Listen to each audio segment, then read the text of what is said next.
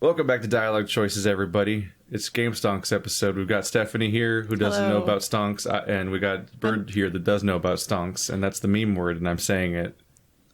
It has Very to be good. like we can't say otherwise. Otherwise, it's Stonks are boring. Stonks are cool. Better. Yeah, That's very true. But Bird, what the fuck is going on? Oh my god. Okay, we're just gonna dive right into it. Yeah. So, there's a subreddit called WallStreetBets, and as far as I don't know what the hell it is. I've been following it for years. I've met people on it. I've posted on it. I've talked to people about it. I can't really figure out what the hell it is, but basically it's just a bunch of people that it's like a meme / shit posting board for people that invest in the stock market. Now, what they often do is very, very risky, very bad investment strategies. So there's something called a call option, which I won't go into much detail about it. But basically what it is you're saying, I will buy this stock at a certain price 3 weeks from now. And if the stock is above that price, then relative to what... So you'll say, I'm going to buy some stock at $10 per share 3 weeks from now. And 3 weeks from now, if that stock is worth more than $10 a share, then you've made that difference. You've made $2 of profit on each share. So what people will do on WallStreetBets is they'll pick some stock. It's usually a very cheap stock, like a penny stock or something.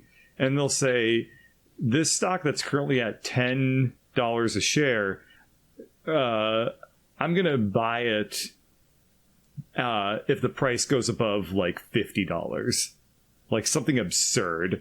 And the thought being that those options are super cheap because nobody thinks it's going to happen. When you say so you can options, you can buy. when you say options, like do you mean it's a stocks? contract. An option is like a contract. Yeah, so I'm buy, actually already confused because they look at something that's low and they say they'll buy it if it gets high, which is like, isn't it the opposite of how you're supposed to stock market? I think the idea is that it's never going to get high, so you're not going to have to do that, right? Well, no. So the idea is that you buy something way higher than its current price, and if it goes, so you're saying when you buy that contract could be worth like a penny, and you can buy like 1,000 of them, and then if the stock price between 1 week and 3 weeks from now doesn't even have to get above 50, if it gets closer to 50, then the value of the contract goes up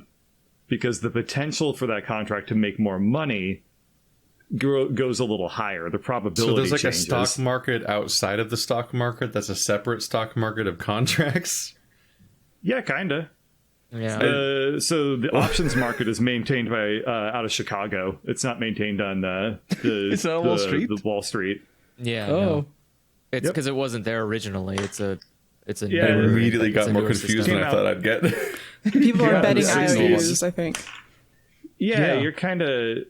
Well, anyway, so... They're trading promises. Of Yeah. so the contract itself has a certain amount of value associated with it. So you buy a really shitty, super worthless contract, and then if the stock price goes up, the probability of your contract actually being worth money also increases. So, But isn't you it just a can buy, contract like- that's promising to buy a thing if it gets high, which means it's just it's forcing you to just spend a bunch of money on a thing that's unusually high it's priced not than before? Promise. It's not a promise. It's a option. It's not. The ability to do it, but not the obligation to do it. Do you not normally have the ability to just buy them? You do. It's just way cheaper. I'm just really confused what the contract accomplishes. Well, normally it's useful. I'm talking about the way that WallStreetBets does it, which is a little different, which is why it's really confusing. So basically what you're doing is you're buying a contract that's effectively useless now, on the very, very off chance that it becomes useful later. Oh, I see what you're talking about. Yeah, Because so you all- buy... you've been talking throw about down this in like a- Yeah, Yeah, go ahead. Sorry. Podcasts, Lag. fun stuff. Okay, I'll go. So you buy like 1,000 of these contracts at like a penny a piece. You know, they're super useless. And then by some stroke of luck, the stock actually does approach $50. And if it gets to say like 45, 48 or something, it doesn't even have to go above 50. It's close enough that the value of the contract goes up. So your contract that you bought for 1 cent might actually grow to be like worth like $1.50 or $2 or something. And if you have 1,000 of them, then you basically make like a shit ton of money. But you took a huge risk because you bought like a bunch of worthless shit on the very, very, very minor chance that the stock goes up. Well, it's not an infinite risk though, which is what the other side of the coin is. That you can will make explain. it infinite risk if you You can, if but you that's know what the you're short doing, end, isn't it? But Like, yeah, because the way it works is WallStreetBets tends to what you're saying is they buy cheap in the hopes that it'll go expensive through a very complicated process. Because Yes. But what happened this week is sort of the opposite, or rather, what happened this week is what happened all week since then, since forever, because people have been shorting stocks, hedge funds specifically, as far as I understand it. Yeah. So do contracts come into play at all in what happened? Because I don't understand them. Do options come into play? Yeah. Did those matter Yeah. for the GameStop thing? Because I don't they do. really get what they are. Well, I think it's how. I think it's what happened. Isn't it like the sheer number of people who ended up buying the cheap options are what inflated the price of the options to begin I with? thought they were just buying stock. Yes. Well, they were doing both. So the Wall Street bet people were buying the stock. The hedge funds had bought the shorts. So they made the contract saying like GameStop's worthless. It's going to be worthless forever. It will never not be worthless. And so everyone's Wall been Street bets- contextualizing that as them borrowing stocks, and essentially that's like with the promise they have to pay them back. Yeah, but again, the idea is that they're borrowing on the assumption that the stock won't go up. Yeah, I was confused because Bird explained options as some kind of weird bet that a stock will go up, maybe, but you don't have to use it, but you bought it. Yeah. And I don't know what it is. I still don't understand what it is, because you can buy them anyway. It's like you buy the option to get the stock, but also you could just get the stock without the option. So I don't know what the option does. So I guess the question is, why would a person buy an option as opposed to buying a stock? What is the benefit of doing that as opposed to just buying the stock to begin with? So buying an option is generally a lot cheaper than buying the stock because there's no guarantee that the contract is going to actually be good in the end. And is it? But what is the option? Well, what does it do? I think it's a contract. The people who are For what? The people who are selling the options are trying to make like a quick buck off of something that they think is not going to ever be worth anything, right? Because they're like, well, I might as well just sell this for a penny because this stock will never be worth anything, but I can get a bunch of people to buy it by making it cheaper and making it an option as opposed to just having the price of the stock be the price of the stock. Is that right? Precisely. Okay, cool. And Get with it, because Keith. of that, That's the fortunate thing is I was fixated on birds, so I missed the first half of everything you said, and I'm like, oh fuck, I don't know where she went. Apparently, it's the perfect explanation. I'm a genius. I was like, fuck. Yeah, it's so complicated because there's also the other person on the end of an option. So when you buy an option, you're buying it from like another person who is betting usually that the contract is going to be worthless. So you buy 1,000 contracts from somebody else who's willing to sell them, and the person who's selling them is usually like, yeah, I can make like $100 or whatever. That's basically guaranteed money. If you buy a stock that's if you buy an option that's 99% likely to never work out, then from the seller's perspective, it's like, hey, 99% of the time, I'm going to make like a profit off of just selling this to some like gambler on Reddit. Yeah. I guess But that's why. Sorry, go ahead. Oh, no, I'm sorry. You go first. I was gonna just contextualize it because it feels to me that the reason it's cheaper is because it is a riskier contract than just buying stock. Yeah, because it can buying get stock is just you own the stock at the end. And if the options don't work out, you are left with nothing, basically. Yes. Okay, so you're just spending money to have a chance at winning. That's Can I propose a metaphor? Can we just abolish the stock market?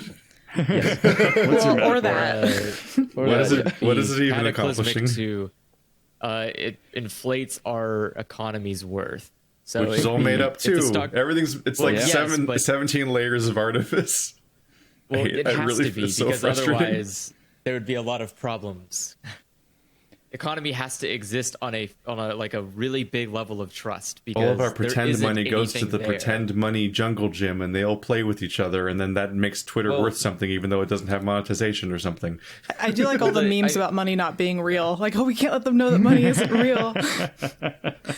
I mean, yeah, that's the thing. Is like it's all backed by a country's trust, and every country trusts each other to an extent that they say, like, yeah, I guess your money is that valuable or that worthwhile, but you can also like super cheat the system at the expense of your own people, which is like what Germany did post World War II. Is they're like, haha, suckers, we're gonna make our money so worthless we can pay back all our debts real quick. And it's Italy did the same, and I think Portugal for a while. Yeah. So and I think China is doing something like that as well, like right now. Oh yeah, they've been manipulating their currency for decades. But like that's the thing is like Keith, it is just fake. It is just made up. And we all just kind of like agree that it has this value because otherwise there is no economy. Nobody has an economy. It's just like people weirdly handing each other dead trees for no fucking reason. I don't think that's true. The reason here you go. I just always compare economies to German board games. What? Yeah, what? German board game? Yeah, They're fake. The German style of board games are the ones that always have convoluted point systems where you're trying to win victory points via all these different economies and interactions. Like, it's a really specific style. You want to... Let me pull up the Black-Scholes equation real quick, which shows you the exact way that the price of an option is determined. Like, whenever I discuss like how arbitrary these things are, it's always like, just look at German board games. Or whenever you discuss like the idea of like the farce of the idea that like rich people will just inherently do good for some reason. It's like, well, just look at German board games. It's just like, no, your goal is just to win. You look at the rule set and find the best way to manipulate it to get your best result. And that's at why all they're costs. Rich, that's just what the whole genre is. It's my favorite genre of board games, but it's a horrible way to run a world. That is an oddly specific thing to pull out of your brain every once in a while to make your world make sense to you. Yeah, or like this Suburbia is the formula or whatever. which determines the price of an option. Well, I am looking at that from far away, and that looks complicated already. No, that's numbers. Not just numbers, but some of the special derivative-y ones that are hard to understand if you're not actively using them. I think this is an ODE. I don't really remember. I haven't looked at it in a while. I like when the math gets so complicated that it looks like it's just spelling stuff. Yes, it's the links to Russ Merck. You've added words to math, which makes it not math anymore. So you don't recognize it is now an essay. Yeah, you have now written something poorly. Yeah, they write science papers about that. All right. And they probably do, actually. Economics is really complicated. Shall we get back to talking about game stonks? Just before you proceed, I would like to show my appreciation to... I thought I knew this. I knew what was going on with the game stonks. But your contextualization, you saying what the options are, I think it clarifies a lot. Honestly, I don't know if Keith agrees because he was saying he didn't understand. Well, I got to go back and replay the part where Stephanie explained it later, and then I'll get it. I can't just make her repeat it all. This preamble helps, at least for me. Good. Hopefully, I'm glad. Wait, what the hell is D and E? That's a good question, actually. Those don't fucking stand for anything. He doesn't say. They threw them in there to make it pretty. What caught me off guard is I've heard so many explanations and nobody has said the word option yet. What the hell? Option and contracts are the same thing. You already explained that. I mean, math is also made up, but it's less made up than money. Oh God, let's not have a podcast about Platoism. This is like, these are language, like these are letters, things that are also made up. Like you've combined two made up things into one. What is time? What is anything? Math is actually concrete and useful. It's just I hate it. It gets really complicated in the way it's expressed. I think Wow. we're looking at Relatable. I don't know if this is going to show up on the podcast. everything in that equation works the same way today as it will tomorrow, whereas money doesn't. You say that, but The money will like, just change imaginarily. This is about money. Actual imaginary numbers in math are more consistent than money. Well put. Well put. What is an imaginary? It's like a negative square root. So I forget. Yeah, that's one. Yeah. Square root of -1, yeah. An imaginary number is effectively a rotation between positive and negative. So you can think of it as how negative a number is. It'll never not be funny to me that it's just called an So- imaginary number. So like 1 is like fully positive and -1 is fully negative. And then like There's a middle 1 plus ground. 2i is Schrodinger's like negative. kind of negative. It's You don't know if it's negative or not till you observe it. Oh, jeez. No, you just like it's just an addendum you add to the number. I think it's always like multiplied by the I, so the imaginary number. So Yeah. like it's like a sticky bit. You my just do God. your normal math and then you add the bit Oh my that's God. imaginary because As nobody can somebody understand it who anyway. took, Like Stonk says, I "Bird, do almost it." minored in math, and talking about math with people is always Let's- amazing. yeah, let's- So, The so you have metaphors an that people imaginary come up math with are degree? Wonderful. Damn, dude. Imaginary out of the sticky bits. Yeah. Okay, so what did the hedge funds do? So what did the hedge funds do? So Bad. they came at it from a different direction. So they did what's called shorting a stock, which is actually a lot simpler than what an option is. There you go, So Keith. That's the only explanation I've heard so far. That's why I was so caught off guard. I liked that movie Yeah. with Steve The Carell. Big Short. Yeah, that movie was Number one. actually I did learn a lot from that because it had Margot Robbie explain stocks while sitting in a bathtub. And That had something for That sounds everybody. like a pretty good. Bert, I way think to you learn should have done it stock. like that. This is now an X-rated stream. That's why Full frontal stock market. that's why me, Bert Daddy. sounds so distant. He's in the bathtub. So, yeah, so what you can do if you have a shit ton of money and your brokerage has a lot of trust in you, what you can do is you can open what's called a margin account. And what that means is that you can borrow money from the person that you're doing all your deals with, all your trades through. You can take out a loan from them to do certain kinds of trades. So when you short a stock, you're temporarily taking a loan out to... God, let me make sure I get this right. Sorry. This is Take also your a time. problem Robinhood had in the past too, didn't they? Yep.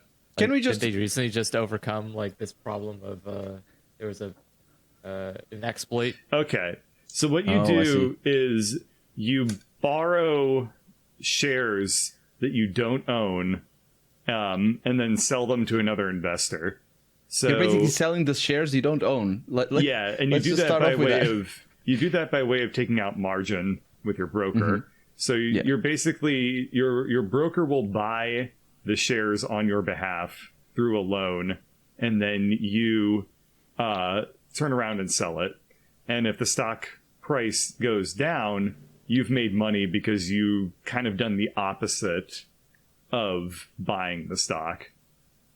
It's important to note that you're You- then forced to buy the stock back because you need to give them back to the people you borrowed Yeah, because you them owe from. the stock. Yeah. Sort So of. it works like any other goods, but it's like borrowing a football from your friend and then selling it, and then later on you buy it again for cheaper, and then It's you give like- it back to the friend. Yes, It's like- that's exactly it. It's like going to the casino and then your friend lending you $10 and then you use that money to bet, and then whatever profits you make you get to keep, but you have to give your friend back his $10, right? Yeah, but scarier because the Exactly. $10 Scarier, is yeah. pretty stable. It's actually a lot. in the because this short is- term at yeah, least. So, But if you buy a this is the stock, it might opposite. be like a different product by the time you're done. Yeah, because well, this so is yeah, the that's opposite. the thing. Is it It's like- so? At Yeah, go ahead. go Sorry. ahead. No, go ahead. Colonel. Okay. What I mean to say is that, like, it's the opposite because where you borrow the $10, what you're buying in the casino, what you're borrowing is the chips themselves. So you don't know how much they're going to cost, and the price is infinite. If it goes up, it can go for billions and I like the billions for a football chair. one more. Yeah. The casino and the what you do chips is you metaphor borrow some gets toilet really paper and you confusing. got to pay them back the toilet paper. But then the pandemic hits and the toilet paper is really, really expensive on Amazon And now. now you're screwed. There you go. So That's So- kind of a good analogy too. yeah, that's a good one. Yeah, Andrew. I was gonna say, so the thing is basically you like, sorry, I'm trying to remember now what the Stephanie had said she was talking about the casino. Football casino token for toilet paper. Stonks. Yeah, no, I was trying to remember what the analogy was for what's happening. Like the idea was that, on that same vein, the idea was that basically someone had taken like $25 or had borrowed $25, and sorry, you know what? Never mind. I don't know. I cannot remember the middle part of this, which is the most important. But my understanding of why Wall Street's bets, not Wall Street itself, the Reddit is mad at these funds is because they specifically will they'll trash a company essentially and harm the company and its employees, because what they'll do is they'll intentionally borrow a bunch of stocks, sell them en masse, and whenever you buy a stock, the stock value goes up. Whenever you sell a stock, the stock value goes down. I assume by a little bit, but if you do it in mass, then you tank the market for that particular stock, which harms the company. And then since the price is so much lower, you then buy back your borrowed stocks at the lowered price, and then you make the profit of the entire in between of how much it dropped in the meantime. And so you're just profiting off of actively harming companies and just contributing nothing to the world.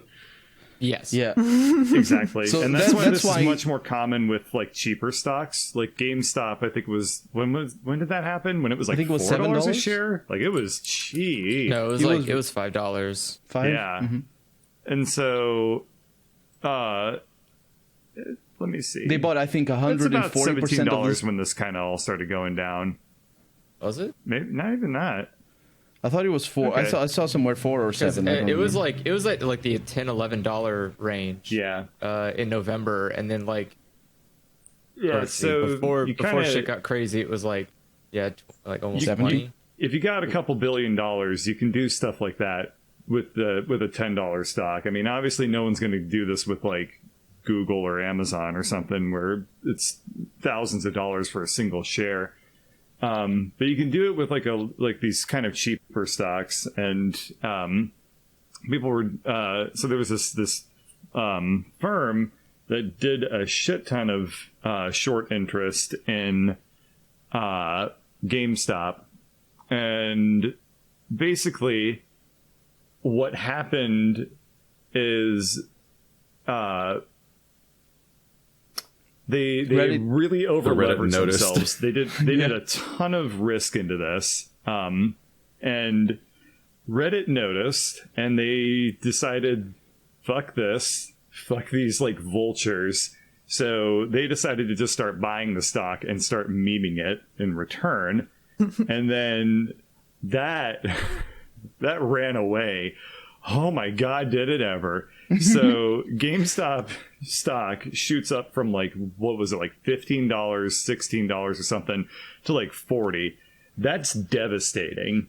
If you're this company that took out multiple billions of dollars, assuming the stock was going to go down from $15 to $10, and instead it goes up from 15 to 40, 45. I mean, you're looking at you now owe 4 times loss. what you put in with no benefit. Or more, actually. Yeah, I think it was a 1.5 times what they put in. It just so happened that they put in so much that's basically what they were worth. Bert, how many? Okay, well, I guess this is kind of it really varies a lot. But when people buy, when these very rich folk buy stocks, how many stocks do they tend to buy? What is do people just buy a couple, or do they buy hundreds, or how does that? What's the normal thing to do? Do people buy stocks in handfuls, or? Yeah, usually you're going to buy stocks in multiples of 100. Oh wow! Then that would be a lot of money.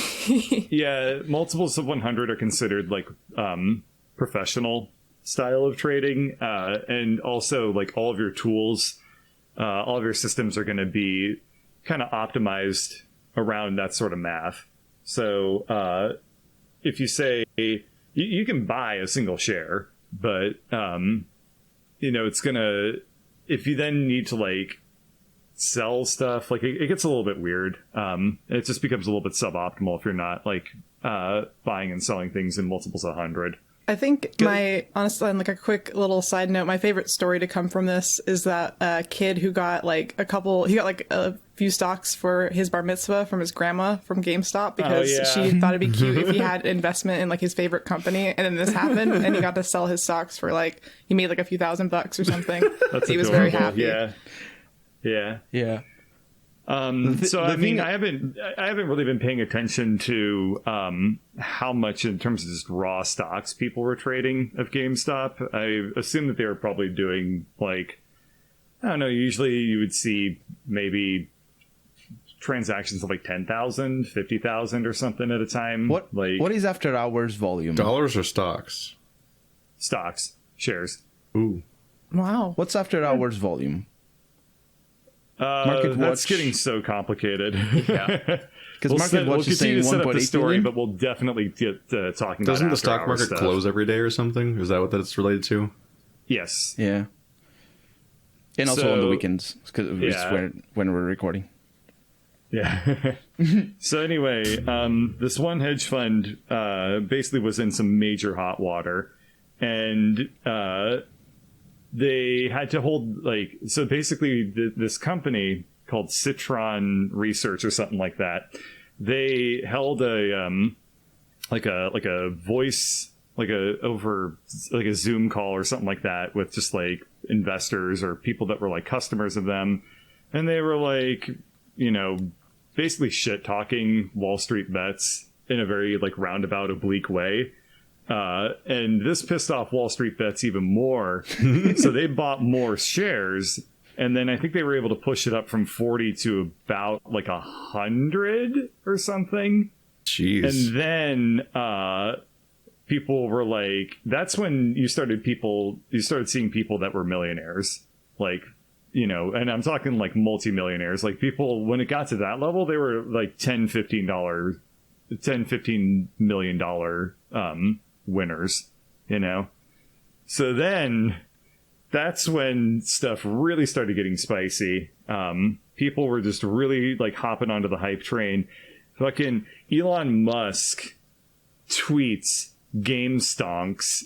He tweets that, and the value of the stock went from like $150 to like $400 because he fucking tweeted game stonks. And he put a link to WallStreetBets into his tweet, and that even happened after hours, which is also really funny.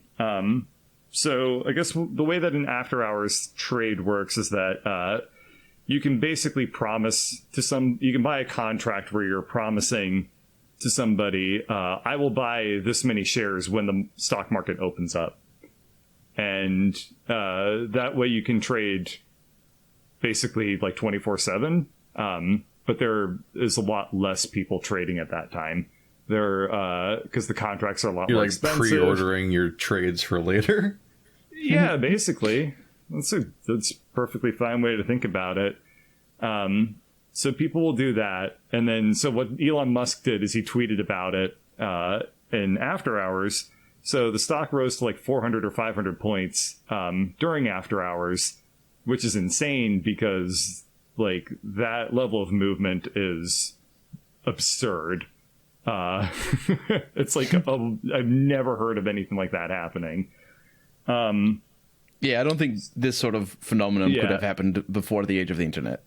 Yeah, or the internet as it is today, anyway. Along the way, the original hedge fund company that took out all these short positions had to scramble to get like $2 or $3 billion of loans to cover their asses. Like it was the time limit really, ran out really for the stocks being loaned out, so they had to pay them back. No, and so they're there's like no time limit involved in this, and that's where not? Shit's gone really wrong for people. Yeah, because you only have to pay back your shorts if you wind up in a position where your loan to your brokerage gets too risky for them to be comfortable with giving it to you. So if your brokerage is like, hey, we gave you like a couple $1 million loan or something, and with the way the stock has gone, you currently owe us like $1 billion or something. Like, I'm just throwing out ridiculous numbers. It's definitely not even that risky. Like, so did their broker come after them? No, their broker was probably going to, but then they got bailed out by other hedge funds. So then they were able to stay afloat with like a loan from a different company. It's so nice of the hedge funds to look out for the little man. They basically just got a payday loan from another hedge fund to like get them through this. Oh, they are way better at class solidarity. That's the word. I could pronounce it. Yeah. So, God, that takes us to, I want to say January 26th. 27th, so, yeah. Somewhere around 26 there. 26 is when Elon Musk tweeted it? Yeah, 26 is when he tweeted. 27th was the next day. Stock is at $400 a share. You know, it was incredible. This stuff is hitting like the mainstream news and stuff. Like everybody's talking about it at this time. Then Robinhood basically says nobody's allowed to buy any more shares of GameStop on our platform. Which is bullshit. Yep. So they say that you can sell any shares that you own. You can sell as many as you want, but you can't buy anymore. So the price literally can only go down within the domain of like what Robinhood customers have. And they tripled their user base during this period, didn't they? I saw some numbers. I thought they had like 1 million or 2 million people, and then over the weekend they got 4 million new users. I could see that. People get all excited. They're like, "Oh, this happened to like the average man. I can get in on something like this in the future." Like, I don't think that's the best idea. They profit off this whole exchange, but then they bite the hand that feeds by turning on the very people that are using their app all of a sudden. Yeah, I think it's bad business practices on their part. They're literally called Robinhood, and they stood up for the rich people. Yeah, but the thing is, like, people who trade in the vast majority of people who trade in the stock market lose money. It's just a machine to funnel money towards hedge funds that fund other things and towards. The stock market isn't for you. That's not why it exists. If you didn't think the stock market was rigged as shit before, you're not paying attention. Like, if you come out of this thinking that the stock market has any shred of fairness towards you as like an individual investor, then you got to be so delusional. No. Well, because every element of the economy is largely rigged, but we build a mythos around each element of it. Like, but if you just pull yourself up by your bootstraps and invest smartly, you can be a rich man too in just 7 weeks. It's like a part of the American dream. You can, but the problem is like many dreams, it's fiction. There are rules against it. There is, again, the Wall Street Bets thing is a good example of like, okay, so what if the internet just all collectively decides to do one thing? Like, but it's also collectively then the power structures that exist will respond by pulling all the rules that they had the whole time. Yeah, but that's what I mean. Yeah. So you can. The thing about the stock market is that it exists on much like an economy, on a trust system. And you can definitely, and Wall Street Bets is enough people that are too stupid to understand or care about that. And so their goal is to just wreck the trust. Like, when you do, like, the GameStop thing is an example of like, if you continue doing this to random stocks, it becomes almost impossible to continue like the way things are going. Because at what point then do you know when it's a meme and market manipulation? But at the same time, it's what the short sellers were already doing. The thing is, it's always market manipulation. Look at the biggest company in the world right now. Is it the biggest company, Tesla? No, they're not the biggest. No, is it Amazon? No, in terms of stock, maybe. In terms of stock. I thought if I had to guess, I'd say Apple probably has the largest market cap. Okay, so Apple is different because they have a history and all that. Are you but talking Tesla, about like who has the most valuable shares? I think that's the one. Yeah, that's what I'm referring to. Tesla has the most valuable shares, but that doesn't mean that their company is the most valuable. Yeah. Okay. Yeah. Okay. That's also why stock markets are stupid. Like, but the thing is, it's good stocks don't mean anything. We started the conversation pointing out something that happens every day by hedge funds, and that entire economies are based around the money that comes out of this, which is them shorting and them also doing the contracts, the options. Like they live off of that. That's their work. It takes a lot of time for market analysis, and it's just a bunch of it's hard. Yeah. But it's all still market manipulation. It's not about some people going, this machine that this company acquired. Yeah, like the short sellers aren't more legitimate. But the problem is there are a lot less of them than there are of normal people. So the idea is that, like Wall Street Bets is 8 million people on that subreddit alone. If you got 8 million people to invest in one stock, you would cause issues. Whereas a hedge fund, they're like small groups of people. This isn't like hundreds of this isn't millions of people hordes out of here. money. They can't rock the boat. What you're saying is that the game is rigged, but as long as you don't rock the boat, everything is fine. Well, but that's the thing. It's play it cool, game, dude. That's it. I think the problem here is that it's not a game. It's not a game. It's just a different way to change hands with money. That's all. I feel a whole lot better about 8 million people making less money than 15 people making all the money. That's also true. Sure. But the thing is like that again. The rules are built around the idea that these small amount of people are doing the thing.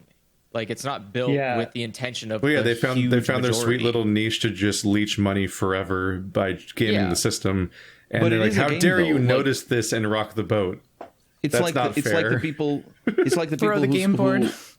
Do you know people who play poker online? I don't know if they still do it, but a few years back it was like all the rage. People would just learn how to, play poker online, multiple boards at the same time, and just get their living off of that. Yeah, I've known people who've done that.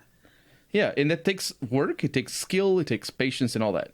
And it's still a game. It's still just, sort of machine learning.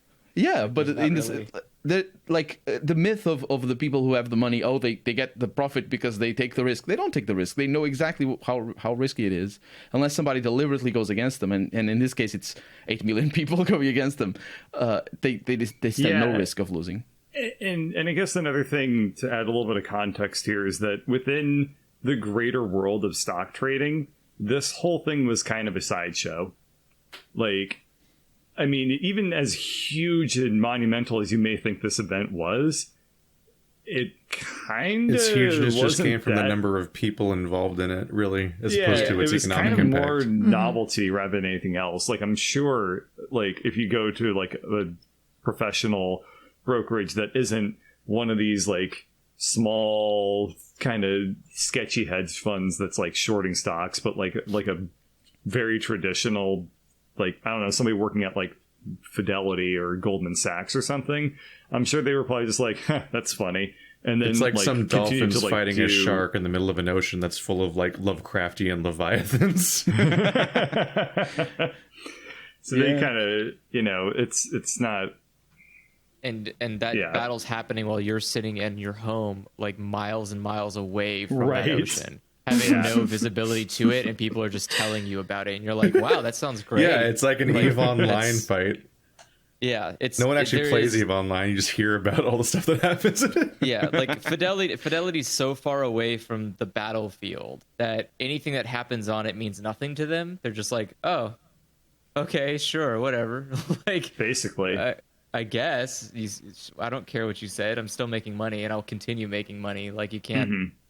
Yeah, they got too many fingers in too many pies at the same time to lose anything. Well, really. No, they just are. Well, that's the thing. Is like they're beyond. They're higher than the stock market. They're like they're dragons laying on their hordes.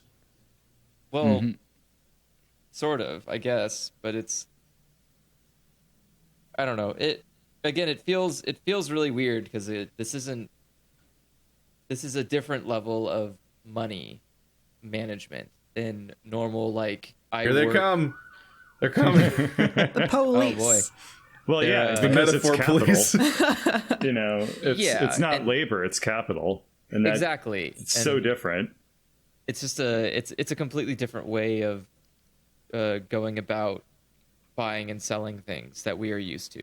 Like, we work, then we take the money and buy the thing that we want with it. Whereas here, you're buying things and then betting on the value of those things you bought, which is not like a normal thing to do with the goods you buy. You don't normally I just remember people compare it to a casino, but it's a lot different than a casino. You go to a casino knowing full well that you are going to lose more money than you gain. You go in there like, I'm throwing money at a thing to get a dumb reward center of my brain light up. That's like the entire purpose of a casino. Some people don't look at it like that. That's how you should look at a casino. That's the healthy way of doing it. That's how you should. Yeah. A casino is no different than like Candy Crush. Chuck E. Cheese. You just go like, wow, ha ha ha ha, I did it. You're paying for entertainment. Yeah, where the stock market is a slot machine is a literal Skinner's box. Yeah, but so like the stock market for people like hedge funds and stuff, it's not a slot machine. It's no different than like a goods and services store. Like, you go in, you like buy the things you need, and then you're going to turn that into more money. You're going to go back and sell that somewhere else and get more money from it. But like, yeah, you don't go in with the intention of like, I'm spinning a roulette wheel, I hope it works out. Like, these are all like really safe bets you're making. You have calculated risks. Like, you can see, that's why when you go to a stock thing, it tells you like, how long has the stock been going, for a year or 3 years or whatever, because you take all this data and number set and you make it the most boring calculated decisions, and then you turn that into profit. And a lot of these are like really big professional companies, like say even Fidelity, like they're going to have streams of revenue, like, you know what I was saying earlier, where the people that were shorting it were taking out a loan from their brokerage. That loan has an interest rate on it. So Fidelity may give you margin and you pay interest rate on that margin. And the idea is that hopefully the stock is going up greater than the interest rate on the loan that's given to you. Like, I mean, I carry like maybe like 60% of my portfolios just in margin. So I pay like a couple dollars a day or whatever in interest on that loan. But, and then you just aggregate that across all of Fidelity's customers, and they will, they just make money from that even. And I mean, I'm not shorting any stocks, but like, I'm just taking out margin to buy more stocks than I normally would be able to do. That's like kind of the more normal use of a margin account. So it helps as well. Like that's a little bit of market manipulation as well, because if everybody does that, then the market grows faster. Right? I suppose I wouldn't say that's manipulation. No, I'm just saying in a sense, ways, but it's a secondary effect that is on purpose. Well, you're also giving them your money, and like they should offer services to you in exchange for the fact that you've basically given them your hard-earned cash. And this is just one of those things that it's like, okay, well, you gave us, $100,000, so that means that you can take out a loan from us for, say, $50,000 in total, and you can use that to buy more stock, and, that's just yours. You can, use it within our system. And that's just a service that they're providing you. Bird, how do you feel? So what is your opinion on like these like small little companies? Well, I guess not really small little companies, but these companies that are accessible for like the general public to invest in stocks with perhaps not very much knowledge on like how the stock market actually works. Like, how do you feel about like Robinhood? Robinhood or like Acorns or like all those different ones? Like, do you think that that's taking advantage, or do you think that's it's giving a monkey a machine gun? I was about to say, like, is it like giving a gun to a baby? Yeah, no, it's something else, but especially Robinhood, because that they let you do like some crazy shit with margin, and they let you do like get access to options trading that you probably wouldn't.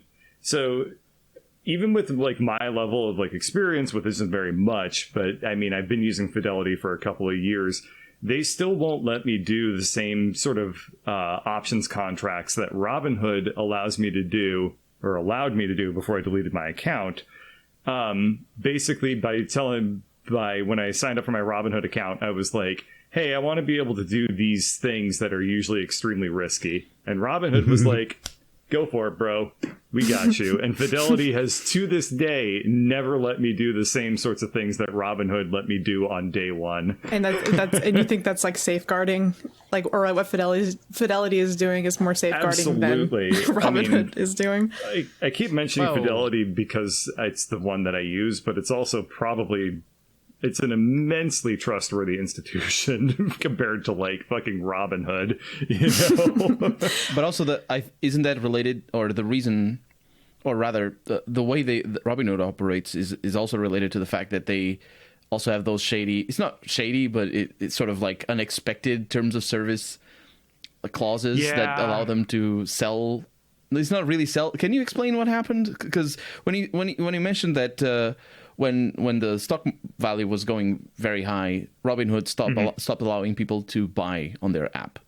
Yeah, and of course, that them being a popular app and used by small traders, independent traders, that had the impact that it had. But they also later on, people started complaining that they were selling their shares earlier, and the other stuff as well. But as far as I understand, it was all within their terms of services. That's very common too. If you're trading on margin and something goes really badly for you, the people that you borrowed the stock from or whatever can just sell shit on your behalf to at whatever price they see fit to get your account balance back to zero, and they'll do it automatically. So like if I'm on Robinhood and I bought a bunch of shares at like 11:59 a.m. or whatever, and I bought them at 400, and then I bought it all on margin, and then at 12:01 p.m. they say nobody can buy any more shares, and the stock value goes from like 400 to, I think it got down to like 190 or something.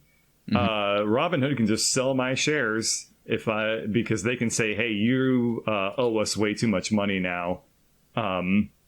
We're going to like sell these things automatically to put you back to the proper account balance. Fidelity could absolutely do the same thing to me. You know, if the stocks that I'm holding go down in value and I'm holding them in margin, Fidelity can sell my shares just to bring me back to zero or whatever. Mm-hmm.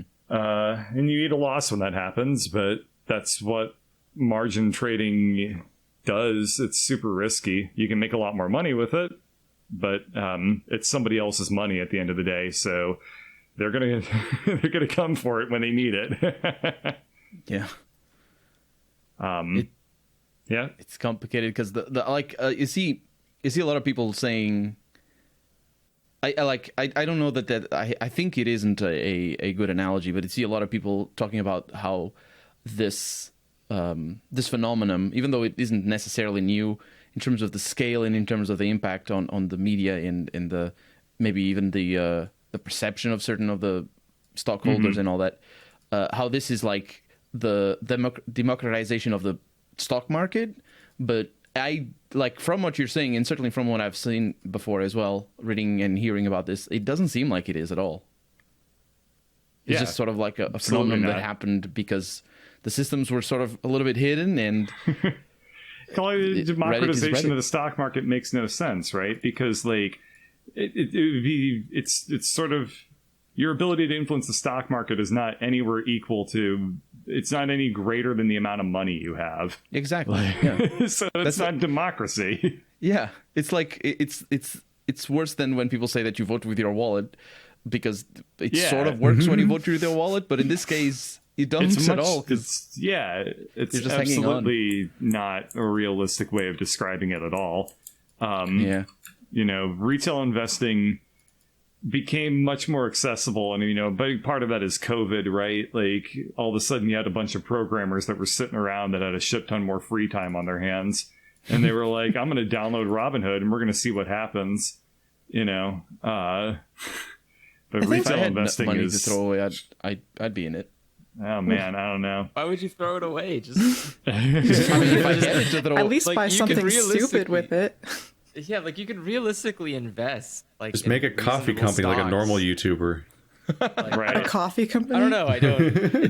I don't really understand. Like the only good thing about being an individual in the stock market is you can take advantage of its relative flexibility, not flexibility, but its relative like stability, and like invest in little things here and there and just kind of grow your portfolio and then use that money later. Like when you get old, you just take out money and like, all right, thanks. That was nice. That's what sane people do. But then there's Wall the Street stock market Bets. isn't. Yeah, that's the thing. Is like Wall Street Bets is both a bad idea, but also the exact opposite way you're supposed to interact as an individual with the stock market when you don't have trillions in assets to just fucking throw around.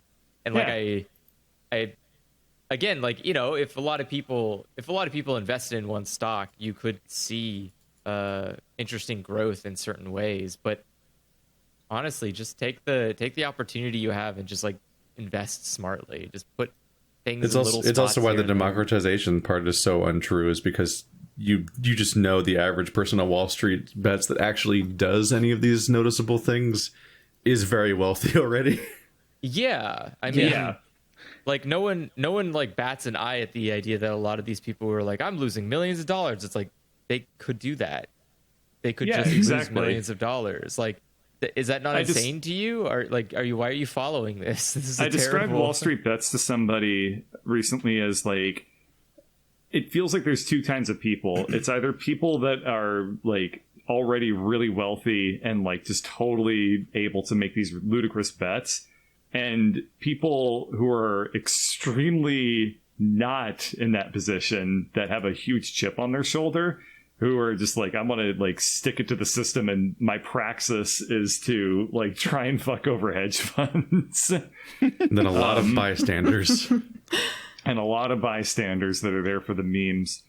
And I also described it to somebody else as, it's like Wall Street Bets is it's almost like an inadvertent Ponzi scheme. Like it's an accidental, disorganized Ponzi scheme. Because it tricks a bunch of people into thinking that they can like do something. Yeah, so somebody really early on in something like Neo or whatever just says like, hey, I made this really risky bet. Look at the $2 million I made. And then everyone else all of a sudden starts flowing in. And then you got other people that are like, oh shit, this worked. I made like $10,000. And then somebody else is like, I made like $3,000.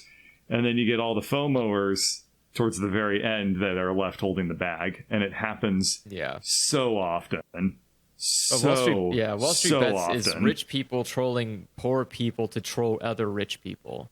Is like, God damn, that's exactly it. That's basically all it is. That's exactly it. Yeah, it's so disheartening to see people like and hearing people being like, I'm going all in on GameStop. I'm like, God, Jesus Christ, guys, like, come on, you can't be this dumb. From what I've heard, I mean, like one of the most unfortunate aspects of this is now at this point you have a lot of people who are like just average individuals who have like heard about this situation, who are now reaching out to like really sketchy brokers or people who are giving them advice that is like purposefully negligent, and all these like individuals. Like there's a lot of people like searching on YouTube, like, you know, like advice on the stock market, and they're following all these like YouTubers who don't know what the fuck they're doing, and they're telling like these poor people to like invest in things that are going to screw them over eventually.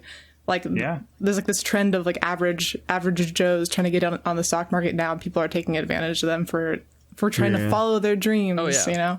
And thankfully I'm a coward. Yeah, no, I'm hands off of that. Like I'm a part of a Discord that's very involved in like stock market and stuff like that, but it's so boring. Like they just talk about really it. Well, yeah, because they just sit there and they talk about your like opinion of penny math stocks. Earlier, And, yes. Well, but I also mean like when you listen to people that are really into stocks talk about stocks, it's not interesting like big bets or crazy wins. It's like, hey, look, guys, this fucking penny stock's going to be going up pretty crazy. I'm going to like buy a bunch of shares on it and sell it back for like and get like $5 from it. And you're like, what the hell, dude? That sounds boring as shit. That sounds literally less pay than the labor's worth. But the thing is like, you know, but they're doing that over like hundreds and thousands of penny stocks. But like, again, it's really boring tedium work, because that's what it is. It's just people sitting there doing something really boring for 8 hours. And if you think it's not boring, cool, there you go. Now you're a day trader. Like, it's so boring. Yeah, I've done it's like the sad little version that I did, where I was trying to figure out how to make money in World of Warcraft without working. So I was trying to figure out like what raw materials I could buy from the auction house to then craft into things that were worth more than the sum of their parts, and then sell those back. And so I would just literally just be standing between the auction house and the mailbox and never actually going out to gather things or anything, which, like, fucking back in like 2008, easiest shit in the world. I was a jewel crafter. I bought gems. I cut them into the finished versions of the gems and then just put them back in the auction house for double the price. And I wasn't doing anything really. And I would just make a ton of money. Nowadays, it's fucking hard. And I've lost so much money. I make every wrong bet and it doesn't work out. It's incredibly difficult to try to figure out how to make money at the beginning of an expansion. It's so frustrating. But do you think it's Blizzard doing it on purpose to make it difficult, or is it just a function of them? In some ways, yes. They have. Otherwise, the in-game economy spins out of control and it becomes just a broken-ass game. The answer is yes and no, basically. Because on one hand, the economy's fucked up, in part because some people use their massive amounts of money they've already had from all this the amount of time they played the game to power level their alts on their professions. So they just buy the raw materials to level the alt from level 1 to 100 or whatever in the profession. And so that means the materials all the cost of all the materials gets inflated, and so they're all more expensive than the final products. So you can't. It's basically cheaper. You basically make more money selling materials than you do making anything, which is frustrating. But there's also an aspect where they added arboreal shards and other things like that, where it's a relatively expensive item you have to buy from a vendor as a material to craft things. So certain things you craft can't be made entirely by stuff you gather. You have to buy things to craft them, which means that if you just buy stuff from the auction house, you still have to buy these things from the vendor in addition to the stuff from the auction house, which is, I think it's supposed to be meant to artificially inflate the value of crafted things. But what the biggest effect it has is it makes it really hard to do the math for what price the materials need to be for you to buy them to then make a profit, because you have to calculate additional costs outside of that you get from vendors in the game, which are static prices, and it gets to be a lot. I've literally been making more money from like grinding daily quests than I have been from professions, and it's really fucking pissing me off. I'm having a bad time in WoW. This is why a lot of companies have a whole finance department. So people just crunch these numbers for them, and then they make the decisions based on those number crunches. So, I remember what you were saying, Stephanie, also kind of reminds me of where I saw, like, how this impacted regular folks, like, just from my perspective. So when my parents texted me saying, like, what's going on with GameStop? Can you explain it? I was like, that was Harbinger number one. Yeah, because you knew it is it too them. late? They were like, I was like, is it too late? And I was like, yes. So when I said that GameStop I don't even remember when that was, but I think GameStop was around like 250 at that point. Ooh, that was way and I too was late. like, yeah, don't do it. GameStop I love those moments where parents about slink to their own kids to ask them about stuff. Yeah. GameStop rose to maybe like 320, 330, and I was like, they're probably mad at me. And then it crashed down to like 150 or like 100, and I was like, I was right. And then I could really tell that this shit had gone on for way too long when one of my coworkers asked me, how do I buy Dogecoin? What's the deal with that? Because I saw a bunch of memes about Dogecoin. Deal? It's at 35% increase. That's what the deal is. Take that shit to the moon. Let's go, boys. Why did Dogecoin become relevant again? Is Dogecoin a cryptocurrency or a stock or both? It's a cryptocurrency. It's a cryptocurrency. It was you like can buy on a stock market website like Robinhood or something. When there was like a flare up of interest in cryptocurrency. Stock sites trade cryptocurrencies? Back in the day. Yes. No. Some do. But why what? Yeah, why are people talking about Dogecoin? I don't get it. Elon Musk It kinda tweeted came out of Doge, nowhere. and then the value of the Are you cryptocurrency serious? went up. Yeah. So Why here's the isn't thing, that is market that manipulation? Where's his lawsuits? Because he didn't do it's it not on market purpose. manipulation Yes, he because did. he didn't. No, he didn't. Because the thing is that you wouldn't invest in Dogecoin. It's a shitty investment. It's worth literally nothing. It But has people no still data. did in response to his thing, and he knew they And would. it's still So it's worthless. market manipulation. It's still, It is still worthless, It's yeah. still worthless. Like, But if you had a billion Dogecoin stocks and then that happens, then now it's worth and it like would 2 still billion. be worthless. That's the problem about Dogecoin. It can never be valuable. It has an unlimited amount of itself, which means there is no intrinsic supply. Yeah, or but demand. if you It's just- own X amount and then it go, oh wait, no, right, it's not because it's not a stock, so it's just you can't ever sell it, right? It will never be valuable. I mean, you want to That's talk the about thing. imaginary money, Because you like can't spend it anywhere, cryptocurrency. right? That's the problem. Cryptocurrency So- is yeah, like absolutely. the most imaginary money. Like I have a hard time Absolutely. fathoming how cryptocurrency works. But cryptocurrency does actually have like there is, so like paper money is supposed to be relative to something. Like before we used to say like all money is relative to the amount of gold we have The in gold stock. standard. And like that has stopped existing so long ago. Yes. It's important to point out that the gold is also related to that, though. Like people think that Because the value of gold's also made up. yeah, the gold is also made Unless up. it's like for circuitry. But the value of gold exists because gold is scarce. It's something no, that it doesn't. Gold isn't particularly scarce. It exists It's because people really scarce. How much pretty gold sure do you gold think we isn't- have? like gold's the scarcest thing we have. No. We have a bunch of gold in the We planet. really in comparison don't. to- No, they don't we call have- it a precious metal because it hugs you back. I swear. The only amount of Colonel, we only have a swimming pool finite. size amount of.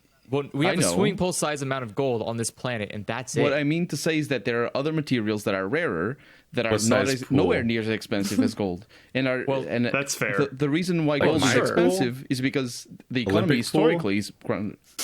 No, I think it's I saw it once. Like we estimate that the accessible gold that we have on the whole planet is around 100,000 tons or something like that. That's And gold is really not heavy, like it's much. 3 times as heavy as steel. So you can imagine it's not Yeah. that much.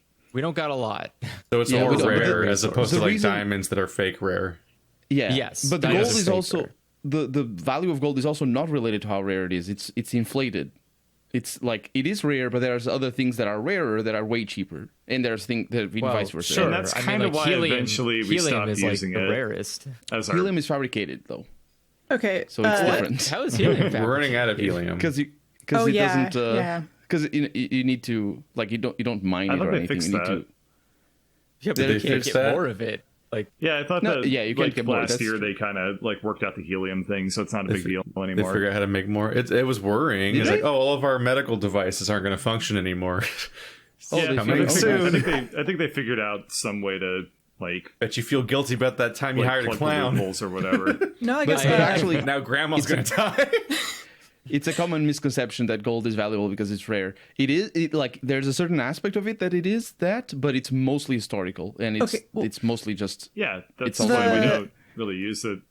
There's Yeah, supposedly 50,000 tons of gold below the Earth, and there's 190,000 tons of gold above the Earth's surface.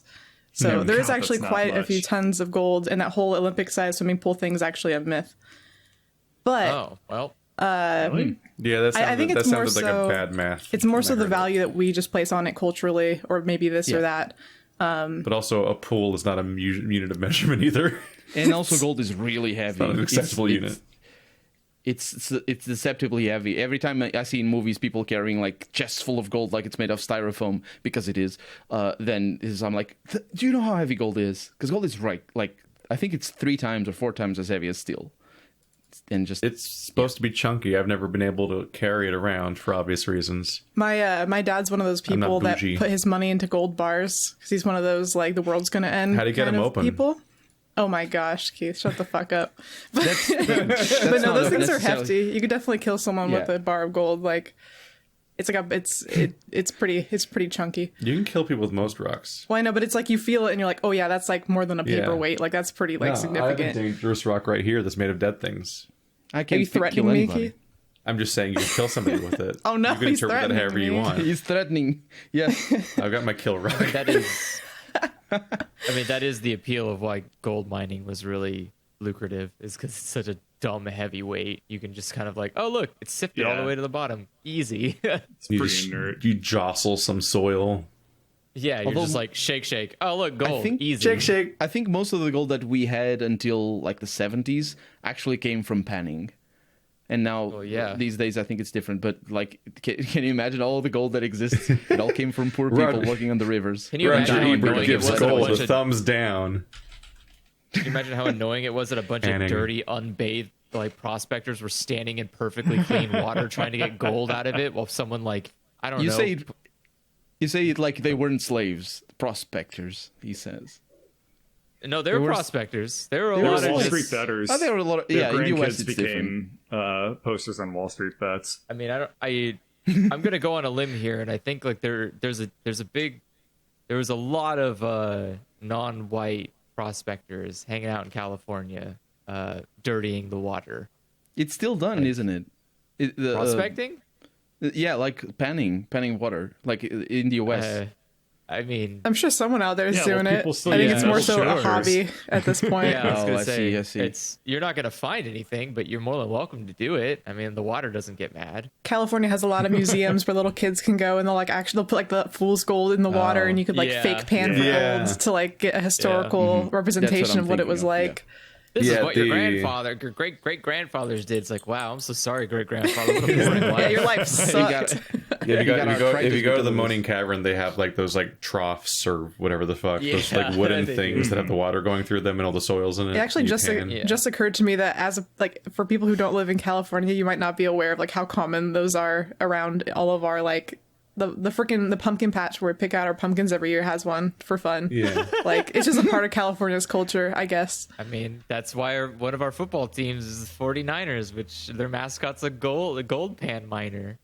Welcome to the circus of value. It's a weird, just like the bear that no one's ever seen in California blue on the bull. Flag.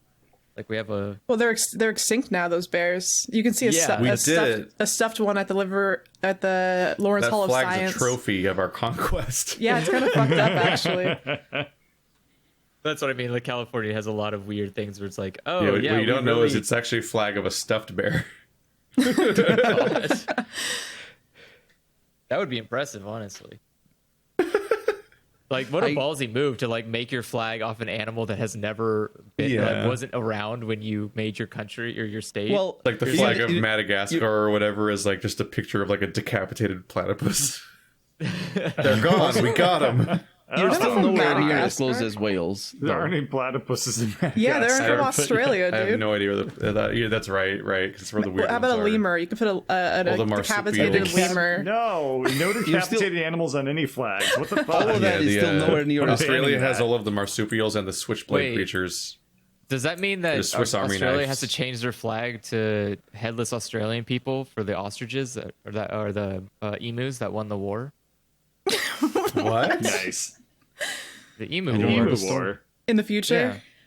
No, that happened. The emu war happened, and they lost. Emus won.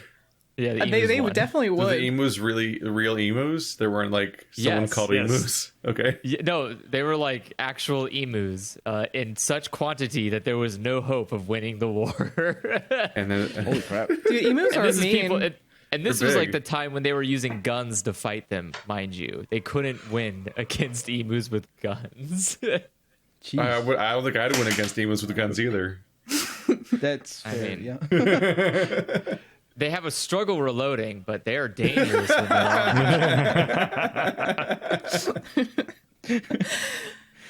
I mean, at least you're not as bad. You're not as bad as Wales. They put a dragon up in there, so you can't fool me. You have no dragons in Wales.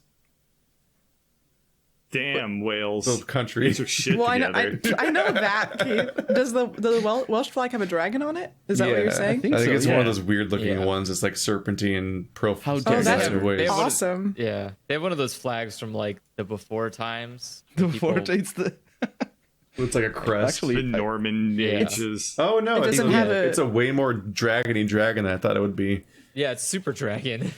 That's gonna be one of those awkward serpenty side profile monstrosities. It's the traditional Norman dragon. You're talking about. You see it in a lot of crests. This one in particular. I appreciate how the whale's dragon is so complicated to draw that none of them look the same. Oh. They didn't have photocopying, so every dragon is drawn completely different. That one looks like just like a dog with a little stub nose. The other one's got like spike noses. The level of dogness versus dragonness varies greatly, actually, from iteration to iteration. What do you prefer? I wonder. I guess I just kind of want to make sure we like tie off the game stunk conversation. Oh yes, because it kind of didn't. I don't know exactly where to end it. I mean, it's still kind of ongoing, but it's definitely limping at this point. Like, the meme kind of moved on, and over the past couple of days... Did they even successfully destroy the company? Well, I don't think that's what they were trying to do. Yeah. Yes, they were. No, they failed. The hedge fund's fine. They were, once Robinhood, like, basically said, nobody's allowed to buy any more of our stock. Or any our stock, any more GameStop, like it just died, and people aren't. They're not doing it anymore. They moved on. It successfully like squashed the entire thing. Whether they intended it to be done or not, I don't know. There's a lot of misinformation. Like it's so fucking sketchy and weird that I don't understand like it at all. Paper hands. I saw people. I saw people from Congress and talking about it as if they want to have a hearing about it. I think that they will. I think that the guy, the CEO of Robinhood, is going to be talking to them for the next couple of weeks. Who the hell knows? They want to sue for market manipulation, He's going to get that Zuckerberg sweat going. Were they considering suing for market manipulation? But it's kind of like one of those things where it's like they didn't really do anything wrong, really, I guess.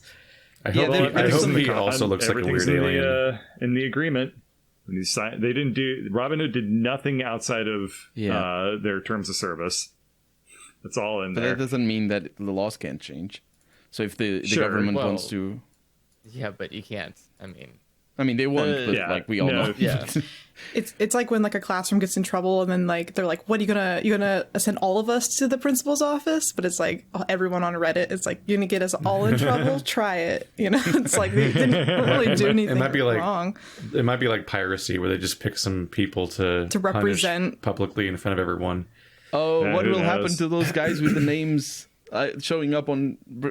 Did you see that? Like on CNN and stuff. Like this person with this name. I don't remember the names though. It were like Ladies Man 69, but worse. They would show people individually. They're interviewing people with their faces and everything. It's like, what if they're more at risk now for being pursued? Yeah, I mean, so the dream is over. Honestly, like if you're still holding on to GameStop, like. I don't know what to tell you at this point. Like, hopefully it worked out for you. I mean, if you got in early, you might as well hang on to it. Yeah, right? I guess. But, like, the thought of, like, oh, man, this is going to rally. We're going to, like, squeeze them. Like, it's not going to happen. It can't at this point. People sold it, and it was fine in the end. So, yeah, people were legitimately saying that they thought the GameStop stock was going to go up to like 20,000 or like over $1,000, over $10,000. I'm like, this is from 5. I don't know what would prompt that. Yeah. Like, why would they think that? This seems a little bit outrageous. I mean, there's a lot of bullshit math. I mean, people believed in Cyberpunk 2077. It just happens. How dare they have hopes? I mean, God, it's WallStreetBets, so people are going to come up with like some really, really weird math.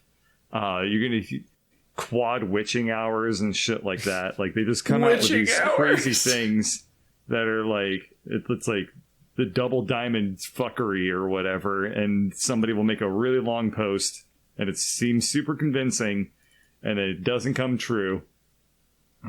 Except for like the one time that does be like a Matt Pat like, post. Yeah, God. It's like 1 out of every 1,000 of these like rallies or meme stocks ends up taking off, and people forget the 999 failures that led to people getting burnt either a little or a lot. And GameStop is like just the most dramatic version of that, where people at this point, like if you bought in on Wednesday or Tuesday, you made shit tons of money if you sold at the right time. If you bought in on Thursday, you're fucked. And it's not going to change. At the end of the day, it's like all these, like everyone out there who like thinks about investing in stocks who doesn't really know what they're doing. It's like, you have to remember that there's no one out there who really wants to make you rich. Like nobody's really really wants you to succeed. So it's like, take everything with a grain of salt, because people you need to be willing to lose all of the money you put in. People don't care about you or want to make you rich for any particular reason. If anything, they benefit from the opposite a lot of the time. So it's like, especially when just you're be careful. taking advice. But hey, the upside is that if you only do normal stock purchasing and don't do anything weird and complicated, then you can only lose what you put in. And that's more consistent. That's true. Yeah. Well, I mean, because unlike other situations where you get yourself into a weird situation where you owe money on like an insane scale. Like, infinite money. Yeah. Yeah, or more than you ever even touched in the first place. A good example is take something that you know a lot of really well and try to correlate that with the stock market. If you're really into technology, then try to take that information and knowledge and use it to invest properly in companies that are doing constant releases that will, like, NVIDIA is a good way to make some quick cash every time they release a new RTX series. You're like, oh, they're going to announce a thing. Their stock's going to bump up. They're going to get a bunch of a little nudge, and then from there you just sell half of that and invest it into someone else who's going to come out and say like, Nvidia's doing that, well, we're coming out with this, and it's like, it's important shit. to point out your knowledge of a sector. You're not or actually domain, doing advice though. You're just saying there's just an example. No, nobody go buying stock based off of this. Or This if is you not do, financial sue advice, Andrew by the only, way. not the rest None of us. This podcast Yeah. is financial advice. I said as an example. It's an example, like, of course. I mean, yeah, No, like it's absolutely true though. Like if you have domain or sectoral knowledge, that's going to carry you a lot further in your investments than going on to like a forum for investing and listening to some random person talk about like, oh, the aviation industry is going to do this. So you throw a shit ton of money in Boeing or something.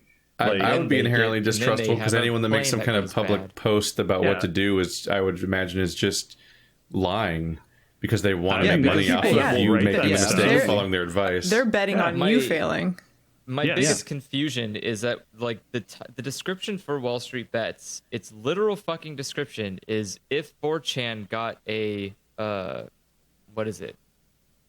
Like if a Robinhood account? I don't know. No, it's like a. There's a lot of overlap though. I mean, I think Wall Street Bets self-identifies as being the 4chan of whatever. If you go on like, 4chan, it's you will like, find Wall Street Bets people there too. It is like 4chan found a Bloomberg terminal. That's it's literally just the name of the play. Yeah. Like, do not trust these people. How hard is it? Like that they like openly they have a big old sign around their neck that says 4chan. How do you like gloss over that and go like, solid stock advice. I will take it. Like, yeah. I mean, I guess that's a good point to end like the GameStop story on. Is just don't trust Wall Street Bets. For every person that posts a win, there are thousands of people, tens of thousands, hundreds of thousands of people on that forum that lose tons of money. Sometimes every victory. It's like every time you look at a successful YouTuber. You're like, see, every YouTuber I've ever seen is successful, so I should be a YouTuber. And then you're like, oh, you don't know about the graveyard. You don't know about all the Mario bodies at the bottom of the Mario pit. I understand how strong that FOMO is. But the thought of like, man, I can break out and change my life in a week or whatever. Like, I understand that is incredibly strong and incredibly appealing. But I mean, I've been observing that community. I've been talking with people from that community, and it does not happen. It's a lottery ticket. It will not happen to you. It doesn't happen even if you look at the numbers like retroactively. Because if you think of good stocks that go up 20 or 30%, you need to put in so much money and risk the money, obviously, and to get still less than a month's pay. What for after a year? Why are you doing that?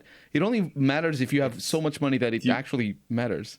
You want to hear? And again, it's not. That's not the point. That's not why this thing exists. That's not why you do it. Obviously, it's not to turn it. It's to maybe get a little bit of money here and there, but not to win big. Do you want to hear some of my favorite Robinhood stories now? Mm-hmm. Okay. Tell me about Sherwood. The story of a guy who did a trade so bad that the trades of that nature got banned on their platform entirely. So there's this dude who managed to exploit a glitch in Robinhood, an actual bug with the way that they calculated the amount of money that you had in your account to trade. To basically buy stuff and sell stuff that they had no business being able to do. So effectively, it was a infinite money glitch. Yeah. So this guy pulls this off. IRL. He sets up something. He did. He literally did. So he sets up this thing called a box trade, where the idea is that it's incredibly complicated. I'm not even going to really explain it too much, but he did it with like a bunch of different like legs of option contracts. And because of the glitch in Robinhood, he basically was able to do this for free. And he bought like a trade that on paper it said this will never lose money. He was like, wow, according to Robinhood, this thing that I'm buying can never go down in value with the way that I set it up. And he sunk like maybe a couple $100,000 into this thing. But it was entirely because Robinhood calculated the math incorrectly for him. So he puts this together, he posts it on WallStreetBets, and he says, hey, what do you think is wrong with this trade? Because according to Robinhood, this will literally not, this deal mathematically cannot fail. And somebody was like, Robinhood fucked this up. They did the math and they were like, you need to get out of this immediately because you are going to lose all of it and more than what you can actually do. Like, I think he did something like maybe he put in like $5,000 and he was able to get into a position where he would potentially be on the hook for like $200,000 or $300,000. Yeah, he basically like quadrupled his debt somehow without Robinhood realizing it. So basically what he did was he set up this crazy thing where imagine if you're somebody who's like, I don't know, you're trading cows and you say, I promise I will sell you 100 cows at some point between now and 2 years from now. And you like do the math or whatever so that like you do like a bunch of other weird stipulations so that it's like this deal will apparently never go wrong for you.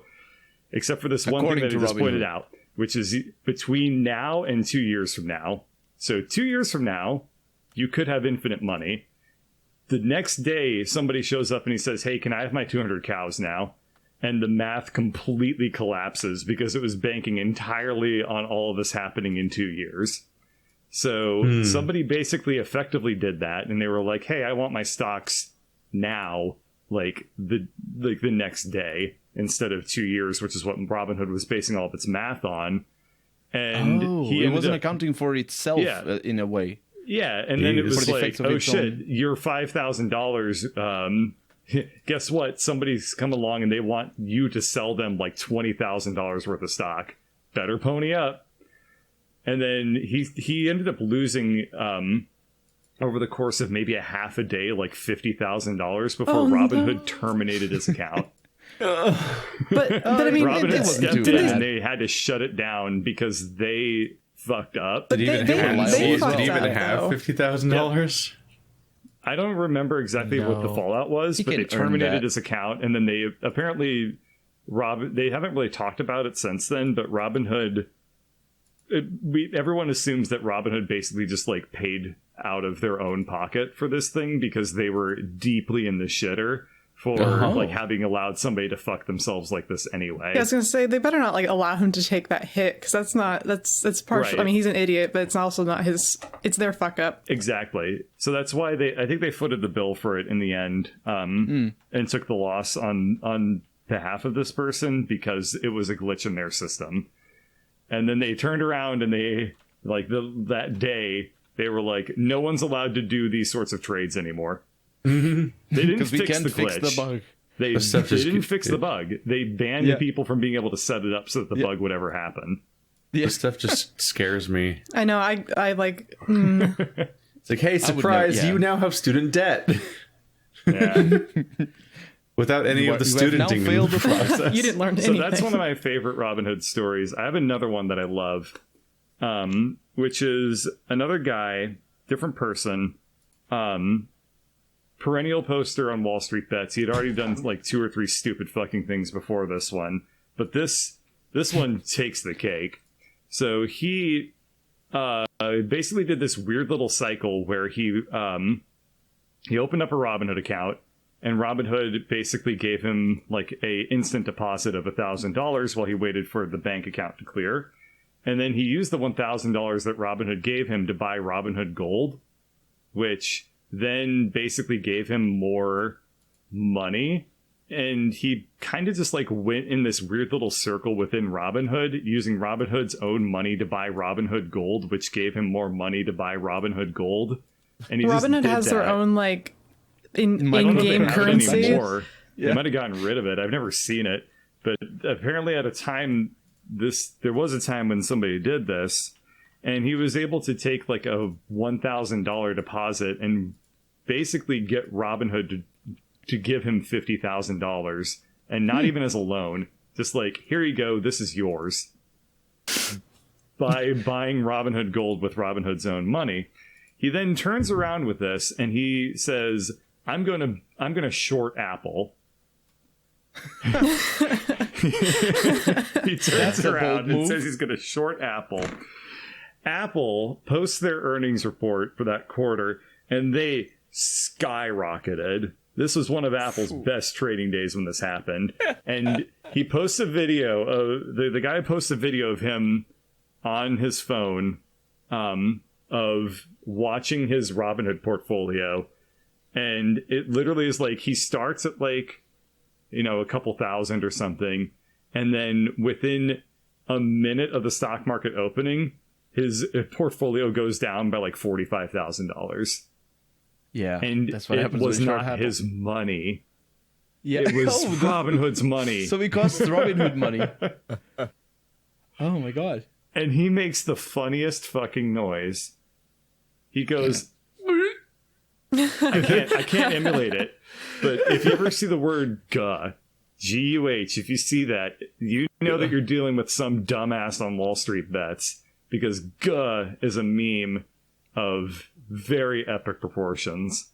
This is required viewing. I don't know when we're gonna watch it, but I'm gonna link this at some point, and you all are gonna experience just how fucking funny of a sound this person made. I do have to experience this now. I feel like it's important. Yeah, Keith put it in post. Or in the comments. I don't know. It might even get a copyright strike. Who the fuck knows? No, just put it in the comments. We can link it in the comments. I'll type the time code. Yeah. Keith, can you also I don't put actually in even this, know what this, happened this? to that guy. I think that Robinhood again footed the bill, but they allowed him to keep his account. The top result is a video titled "Guh: The Legend of Control the Narrative, a peak WallStreetBets hero." That's it. Yeah. That's oh god, he was a brave soul, truly a legendary man. Did he lose money though? Of course he lost money. What? Yeah. No. I mean, what I mean is, did because he wasn't doing Robinhood it with his footed own most money. of it, but he also had to like pony up. I think like half of the amount. They were like, "You owe us like at least $20,000 or something," because he had money that wasn't just in Robinhood. He had to pay it out of his own bank account or something as a result. But they let him keep his account at least. So that's the whole play stupid games, get stupid prizes. Yeah, but I mean, if you glitch infinite money, like that's stupid games, man. You can't do that. Well, yeah. I mean, unless you're just gonna flee or something, like to I don't know an island somewhere. Some people's claim they've been incredibly quiet about this, but other people, there's rumors that other people saw what Irony Man was doing, and they infinite money glitched, but then they disappeared quietly. Like they didn't. They were murdered. They like invested it. WallStreetBets. And they like effectively stole money from Robinhood. I don't know if that's true or not, but that's kind of been like a rumor. What a fucking crazy subreddit, you know? What a what a nutty place. I mean, yeah, that's the thing is like it's a world that a lot of people don't have much insight into, which is like, you know, the stock market. And when you talk about these stories, it's like, what's going on here? Why is this happening? But like, he sounds like a frog. Yeah. Oh yeah, we found the guh. Yeah, he like chokes a little bit. It sounds like a croak, like a frog croak. I know. Oh, it's a beautiful. That's the only sound he makes. He looks completely dead faced the entire video. But so it's the point where I literally like, because we're podcasting, I didn't hear the sound the first time. And I genuinely was like, is this the wrong video? Because like a minute of him being completely stone faced, but one tiny weird burp. It's such a great video. So yeah, I mean, even I say it. It's so funny. It's an infectious word. I say "guh" whenever anything goes wrong. I'm just like, oh, "guh." I type it out. It's a beautiful meme. Guh. Guh. I'm surprised that Andrew doesn't have that on his soundboard. The weird croak noise. Yeah, there's not really much reason to. That. Oh, Yeah, It's very. Why do you need that when you have? Oh no. Oh no, that's good. That's much better. The two I recently added was oof and goofy falling. Goofy falling. Nice. It's useful. Come on, you don't like. Oh, that. Oh, That's goofy great. falling. I thought you said oofy goofy. falling. Like Oh, falling no, and then goofy oofing. falling. Like making an Yeah, oof I as thought you that as fall. well. I mean, that's kind of what it sounds like. Do you have a Howie scream? I love that one. That was the best. Do you have Howie scream on you? Howie scream? Yeah.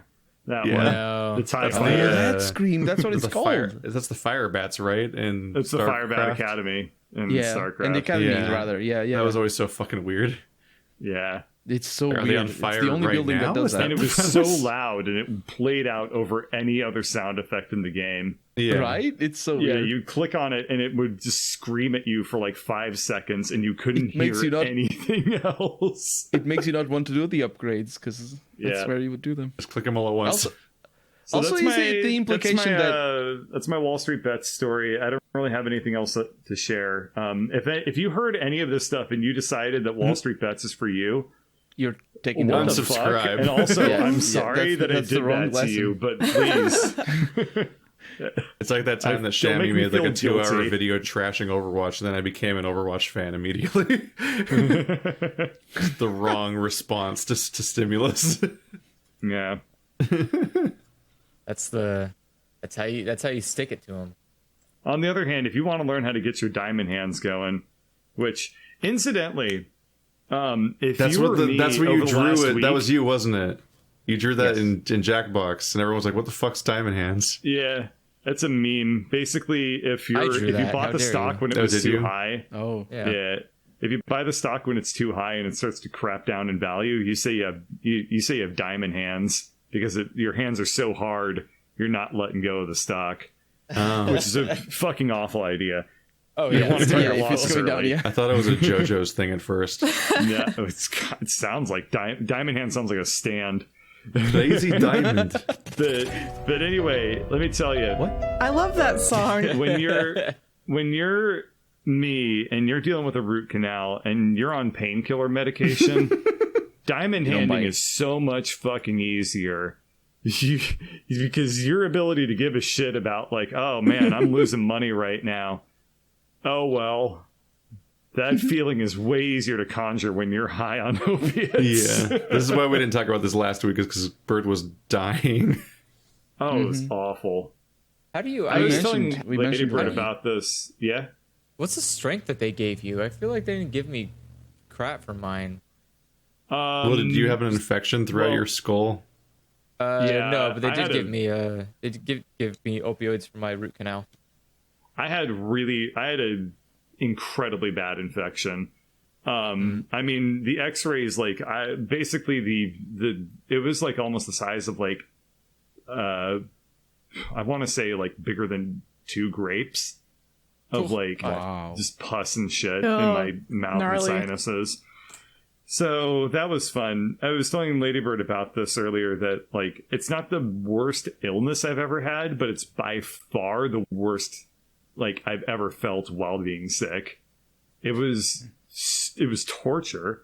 I would wake up at 4 a.m. and be like, I'm going to throw up from pain.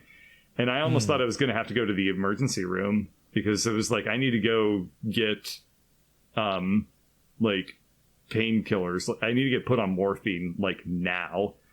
But I toughed it out and just went to a dentist instead. Like after like maybe a day and a half of dealing with it, I went to a dentist and I was like, something's wrong. Please fix it and give me painkillers. And he was like, something's wrong, dude. You need to see a specialist and here's some painkillers. It was a cool dentist, but yeah, he was like, he took an x-ray and he was like, oh, that's bad. You need to see a specialist and they're all closed this weekend. I'm going to give you as much as I can to get you through this, dude. And I went and I saw the specialist and he took a scan and he was like, oh, that's bad. And that's the reaction like, you want from all your doctors is, that's not me. Yeah. They were much more professional about it, but they were very calmly like, yeah, you need to get this taken care of immediately. Absolutely don't delay on any of this whatsoever. And yeah, when I got the second x-ray, that guy was like, we're going to do a root canal now. Is now a good time for you to get this done? Like, because we got right now. You made all your doctors go, guh. What a stressful thing to just find out is happening now. Yeah. Like, by the way, root canal now. We're doing this. Now. We're just gonna. I had a very strong suspicion I was going to need one. That's the one where they bore into the top of your tooth, completely hollow it out, go down both of like the sides of like the roots, and completely hollow that out too, basically, and then just fill it in with fake. Yeah. You just have a fake inside of your tooth now. Fake teeth are great. I love fake teeth. I know. I feel so much better. It's so I have 2 now. And they're great. Like, they're my favorite teeth. The rest of my teeth just are go like... Just go get the rest of them. Fuck it. I'm tempted to. Just do the full boogie and have a fake everything. If it wasn't so teeth. damn expensive, I would probably just not brush my teeth and hope I can get root canals on all of them. Because they're just like... Dude, they're so expensive, though. Like, I have really good dental insurance, and I was like, fuck me, these are expensive. They are. It's like $3,000 without insurance to get a root canal, and like even with my insurance, I still paid like $700. Yeah, I paid like 600 or that's like 700 if I remember. Yeah, it's rough, but again, the value's there, man. They're good. The value's there. They'll last you a lifetime. Enough. Unless they die. They will. They will last before. They'll last after I die. Yeah, it'll be the last thing they'll left last of you a you. lifetime or one solid punch. Well, what had happened? No, they can't. Because they're drilled into my gums. Like the rest of my teeth are pop. Yeah, the rest of my teeth pop the hell out if you punch me. Those teeth, they're there for life. They're horrifying, like teeth facsimiles. Yeah, it's. They also look super scary. Once, like, my company has a client that sells this sort of thing, and they do it for professionals, and they have a lot of pictures of just sort of like cross sections of the root canal, and it's the gnarliest stuff I've ever seen. Every time I go to work on I can't imagine I saw some kind of like animation that expressed it that's burned in my brain. Oh no. Yeah. It is. I can't imagine how painful and awful it must have been to get a root canal done, like even like 10 years ago. Because I swear, for me, this root canal was like a vacation. The technology's great. They numbed the shit out of me. They gave me a little iPad thing, and they were like, "You can listen to some podcasts or music or whatever." Aww, I look at the playlist on the iPad. Joe Rogan Experience, Joe Rogan Experience, Joe Rogan Experience. And I was like, I told Ladybird this, and I was like, did he treat like a whole fucking frat Like before me, like what was that? So I put on like some classical music, and it was so chill. I mean, I saw that coming. The Joe Rogan. Yeah, I always they let you just you can bring your own. Like I have my phone, I have my wireless headphones. I just sit there and just vibe. They give you like these fancy glasses too that are like completely pitch black. You got the glasses. You can just sit there and you're just like, all right, man, do whatever. What do you the glasses do? You need block out just the light. Look at the person. block out the light. So they but don't. also, because they're just blaring lights in your face to get into your mouth. They're blaring like a super bright light in front of you. But the nice thing too is that, like, again, you can't feel anything. They put this thing in your mouth that like keeps your mouth open, so you don't have to like strain yourself to like keep it open. They have a thing that does that for you. So you just sit back, you just like relax, listen to your song or whatever, and they just do their thing. You're like, all right, I'm gonna be here for like an hour or two. It's fine, whatever. It's great. I felt it's relaxing. nothing. Yeah, then you when it's all over, they're like, all right, here's some pain pills, here's the antibiotic crap. Take that for like a week and clap. Is there a reason they don't just knock you out? Because it's super dangerous. Yeah. It's really expensive. It's dangerous to knock you out for a root canal? Well, no, just using anesthesia is dangerous in general. Oh, because I was thinking they knock you out for wisdom teeth. Yeah, but even that, they make you sign a bunch of waivers and stuff, because every once in a while someone dies from that. For those? Wow. I feel like they underemphasize the risk when I had my wisdom teeth taken out. And apparently it's something you wouldn't do for a root canal because it's too dangerous. Yeah, being an anesthesiologist pays really well because there is like this like life and death element of like dosing is very specific, and if you fuck up, then someone's dead. So I guess I almost died once, everybody. Oh wow, you feel ladies. Now. I've got emotional scars. I had to do check it twice. them out. I had to get. You were put under twice. I had 4 wisdom teeth, and they all needed to get pulled out, and so they did it on 2 different days because the first 2 were just so bad. Of mine. Wow. Yeah, they like the first 2 were so bad for them. They're like, "Fuck, okay, you gotta come back like in a couple of weeks because you gotta like let it all get out of your system and stuff." And then we're gonna go do the other one. So I had to get knocked out twice. I recovered so fast. Honestly, the thought of going under general anesthesia fills me with so much anxiety. I had it for the weird trust with the other person is weird too. Exactly. I'm just gonna abandon my body in this room with a person. The most recent one I did was like for an endoscopy, and that was like the weirdest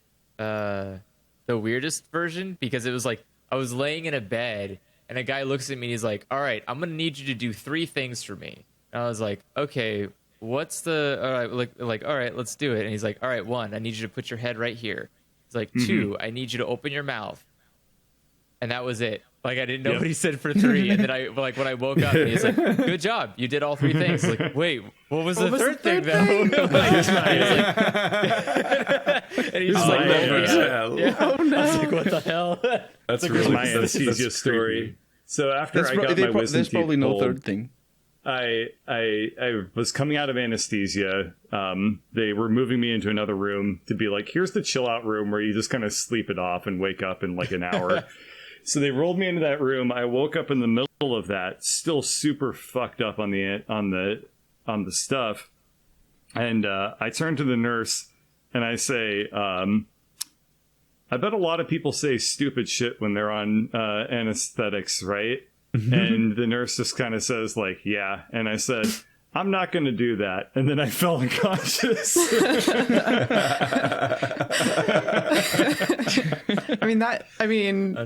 Kind of true. I'm a fucking badass.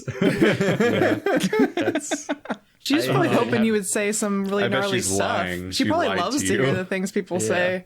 I had a cousin. She tells everyone that that's what they said. My cousin told all of her dark secrets to her mom on the way home, and she like confessed to a bunch of stuff that her mom never knew about, like her whole childhood. And she got that's sad. Yeah, it was kind of fucked up. I had the opposite problem where like my grandmother brought me home from the endoscopy place, and she got really mad at me because I kept like pointing at stores and going, "Hey, do you think they have porn in there? Do you think they sell porn in that store?" Phenomenal. Like, why'd you keep asking me that? Is there something like going on? I was like, I don't know. You point at like it's like a Payless shoe store. There's like something going on. I was sitting there and I was like, basically what happened is when they took me out of the endoscopy place, they gave me like a sandwich for some reason. Like I needed to eat something because my blood was like. my blood sugar was really low, and so I'm sitting there and I'm eating a sandwich, and as we're passing, it's just like, do you think they have porn in there? And I just like eat more of my sandwich. That was so boring. I just had bad balance for a bit, but I don't. Nothing really happened, and like literally, like I didn't take any of the pills that they told me to take. They were just painkillers, not like antibiotics or anything. I was just fine, and then by that evening, it was like nothing had happened except the side of my face was bulgy because I was all swollen. I swole up so when much. I got it for my root canal, I was in so much pain and so swollen that when they apply, you know how the worst part of any sort of dental work is the Novocaine shot itself. Yes, it's like a horrible throbbing stab into your bones. It is. Yeah, I was in so much pain I didn't even feel it. the backside, right? It takes so long. Yeah, I was in so much pain that when they stuck the needle in, I like didn't even register it. Oh my god! Like, I genuinely considered asking if they were doing something wrong when they were when they gave me the painkiller. That's kind of funny because it hurt so much. That's kind of funny because now they both do times topical first, which makes a big difference. It does. It does. Yeah. Both times I went to have anesthesia on my mouth. Well, I currently kind of broke up there.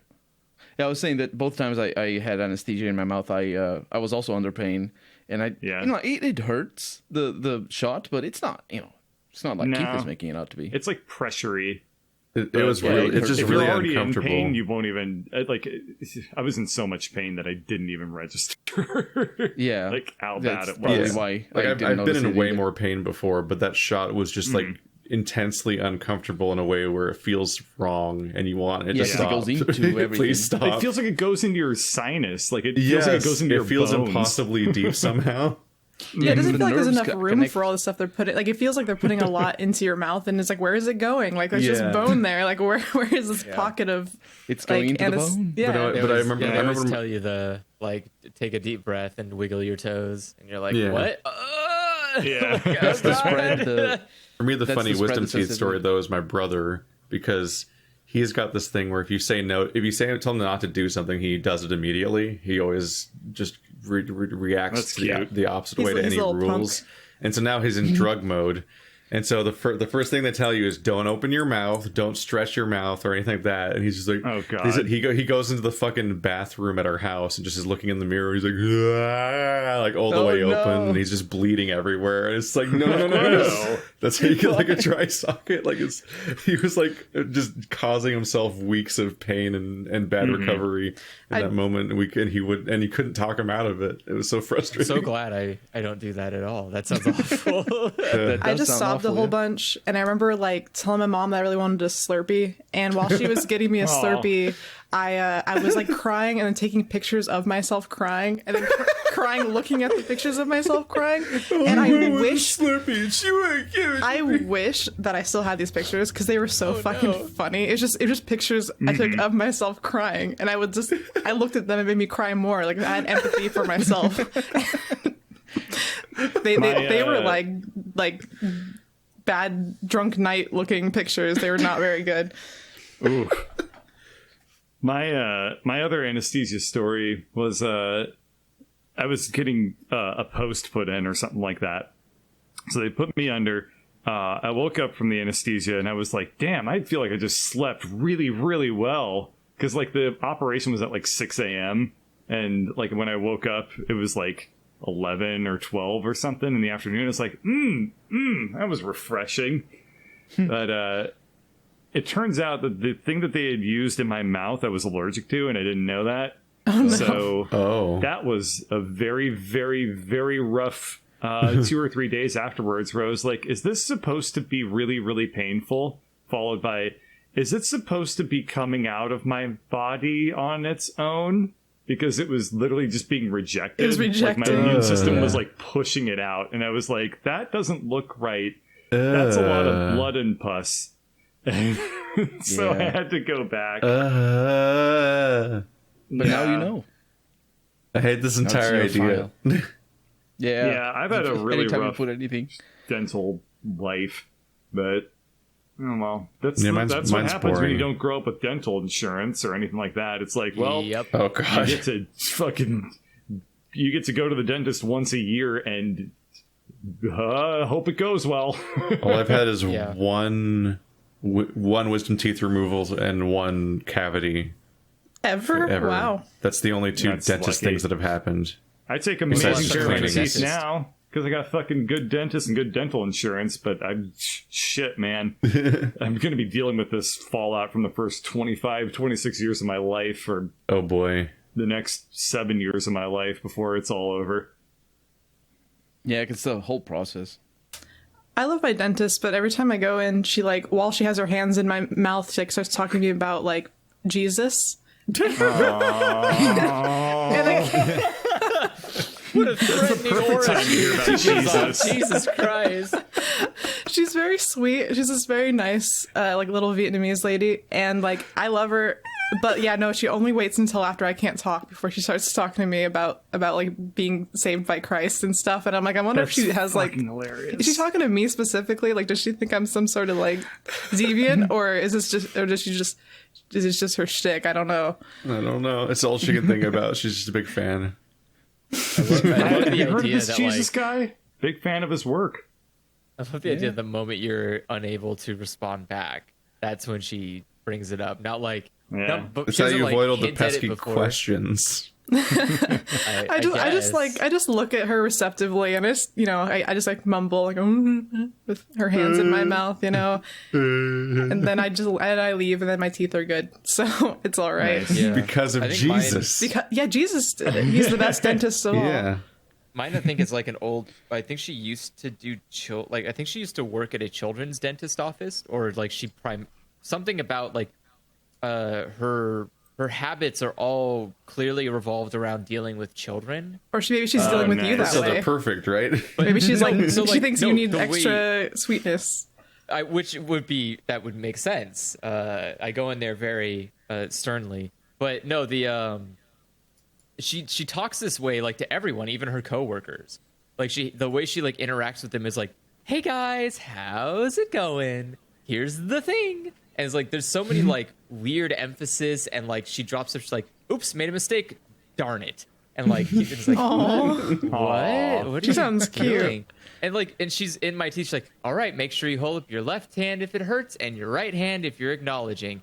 Does it hurt? And then I like, don't hold up a hand. She's like, good job. And it's like, ma'am, I'm not like 5 years old. I get basic commands. And yeah, but it's like, but then there's other dentists like but like, and she's just the person who does, but she's only the person who does the, like the prep work. She's not the one who does the actual, but she's not the one who does the root canal. So the root canal person comes in and is like super stern. It's like, all right, look, we're going to do this and this. Go ahead, put your headphones on. Here's the light, like, here's the glasses. Go ahead, lean back. Please put your head this way. I'm going to put the thing in it now. And it's like, just quick fire rap. It's like, thank you. This is what I want. Thank you, sir. Just like, let's get Good this cop, going. bad cop, my oral cavity. Yeah, like I want to be as efficient as possible. I don't want like no fluff. I think that's all I got energy for today. I gotta bow out, guys. I think we're ready to just close things up today. Okay. So if you want to send in your questions, send them to dialogchoicespodcast@gmail.com.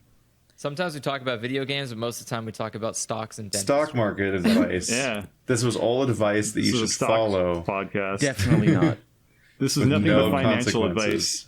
Invest in false teeth. I'm telling you, it's going to be as good as gold one day. Bye. Bye now. See you later. Bye. Bye. Bye.